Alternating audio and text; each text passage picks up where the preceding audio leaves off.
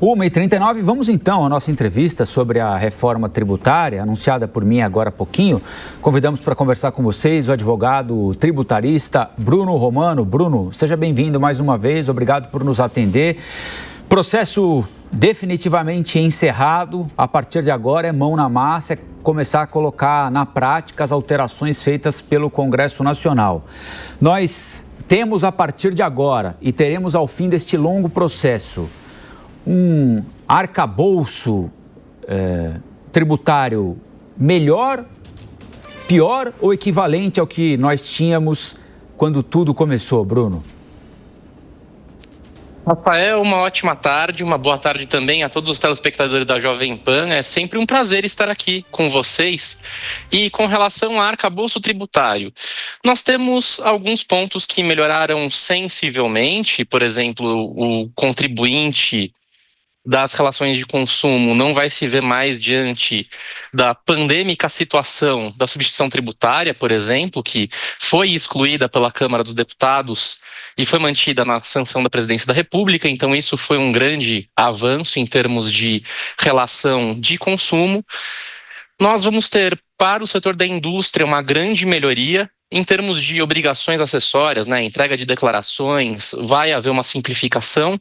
Para o setor da indústria, nós vamos ter uma sensível diminuição de carga tributária, porque hoje o setor da indústria paga de 35% até 50% de carga tributária no consumo, a depender do produto que é produzido, e vai ser reduzido aí para os seus 26%, 28%, a alíquota ainda está nessa fase de definição, enquanto o setor de serviços aí sim vai ter uma piora significativa, porque afinal de contas hoje o setor de serviços, quando paga muito tributo, paga 14,25% e agora essa carga tributária vai ser aumentada para mais de 25%. Então a gente tem aí quase o dobro de carga tributária, ou vamos ter o dobro, a depender da alíquota que vai ser instituída. Então para alguns serviços tem uma melhoria, para outros serviços vai haver uma piora significativa. Para algumas situações tem uma simplificação e para outras situações a gente fica numa situação equânime. Então depende muito de qual lupa se está se olhando esse novo regime. Sim, Bruno, eu queria, só antes de passar para o Segré, tirar uma dúvida com você, que é a seguinte: desde que o mundo é mundo, a gente ouve dizer o seguinte sobre o sistema tributário brasileiro, que ele é irracional, do ponto de vista da dificuldade de cobrança, alterações cotidianas de normas municipais, estaduais, federais, e que é um sistema regressivo, ou seja, quem tem mais paga menos, quem tem menos paga mais.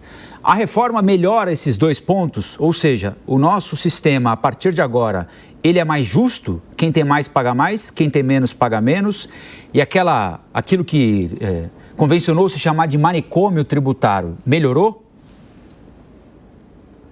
Excelente pergunta, Rafael. Em termos de regressividade, eu compreendo que não houve uma melhora significativa.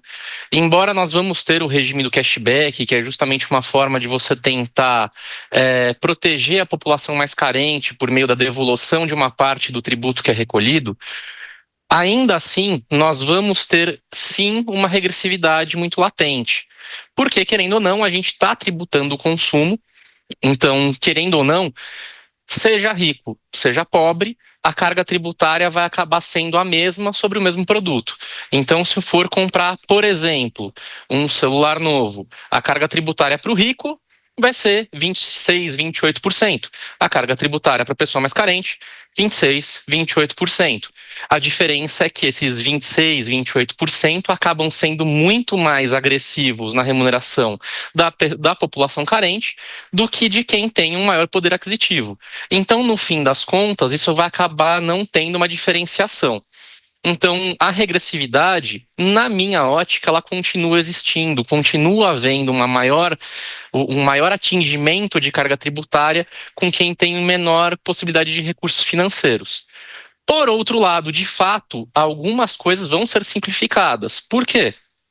Porque hoje nós temos legislação de 26 estados e de Distrito Federal, mais legislação de 5.570 municípios que vão reger ICMS e ISS. Isso tudo acabou sendo substituído pela lei complementar que foi aprovada na quinta-feira que tem mais de 500 artigos, então muita gente pode pensar, nossa, não está simplificando.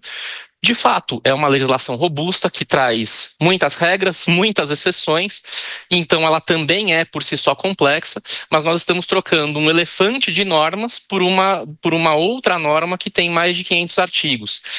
Ainda é complexo, não dá para dizer que não é complexo, mas houve uma melhoria sim, então a gente pode dizer que teve uma redução de burocracia e de legislação tributária como um todo. Segré, sua pergunta para o advogado tributarista Bruno Romano, por favor. Bruno, boa tarde. A pergunta é assim: qualquer reforma tributária teria, a princípio, dois objetivos: facilitar a vida do contribuinte e diminuir a carga tributária. Nesse primeiro aspecto, parece que a reforma está conseguindo seu objetivo. Claramente, em lugar de ter PIS e COFINS, IPI, ICMS, ISS e tudo aquilo, lucro real, lucro presumido, que é muito complexo de entender, isso vai estar contemplado num IVA. Mas nós estamos fazendo uma reforma tributária para aumentar a alíquota, sobretudo em proporção com outros vizinhos. Argentina, 21% de IVA, Uruguai, 22% do IVA, Chile, 19% e Paraguai, 10%. Como fica a produtividade do produto brasileiro perante a nossa vizinhança? Segré, muito boa tarde, é um prazer estar falando com você. De fato, há uma redução de complexidade na reforma tributária, então nesse primeiro ponto você falou de maneira cirúrgica. De fato, nós estamos diminuindo complexidades, nós estamos trocando 5 tributos por outros 5, então se você for olhar numericamente, você fala, nossa, que redução é essa? A gente está trocando ICMS, ISS, IPI, PIS e COFINS por IBS, CBS, Imposto Seletivo, o IPI para a Zona Franca de Manaus e uma contribuição estadual. Então é 5 por 5.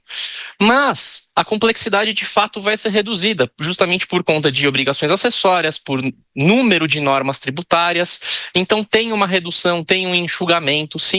Então, em termos de simplificação, embora a gente esteja trocando 5 por 5, ainda assim nós temos uma simplificação, então você falou de maneira cirúrgica, você está totalmente preciso.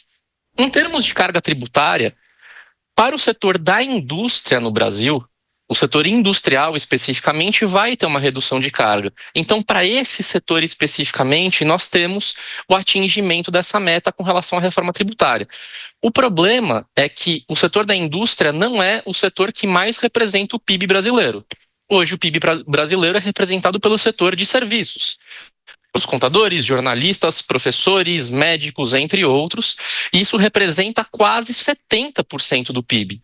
E esse 70% do PIB da população brasileira vai ser atingida com um aumento expressivo de carga tributária. Nós vamos sair, no máximo, de quase 15%, somando ISS, PIS, COFINS, nós vamos sair desses quase 15% para quase 30%. Então, nós estamos quase que dobrando a carga tributária. Então, de fato, esse segundo ponto, não necessariamente a gente vai ter o atingimento dessa meta, muito pelo contrário. Quase 70% da população vai ser atingida por um aumento expressivo de carga tributária. Então, por um lado, tem sim uma simplificação. Por outro lado, o setor da indústria foi o grande setor beneficiado, mas o setor de serviços, o setor de comércio, esse sim vai acabar sofrendo um pouco com relação a isso. E, claro, a gente tem que lembrar, outros setores acabam sendo atingidos por tabela. Por exemplo, locações. Locações não eram tributadas. Locações comerciais passam a ser tributadas. Então, existem setores beneficiados e existem setores muito prejudicados. Bruno Romano, muito obrigado pela entrevista. Até a próxima. Eu que agradeço, Rafael. Eu que agradeço, Segré. É um prazer estar aqui. Tenham um bom fim de semana, vocês e todos os telespectadores da Jovem Pan. Obrigado.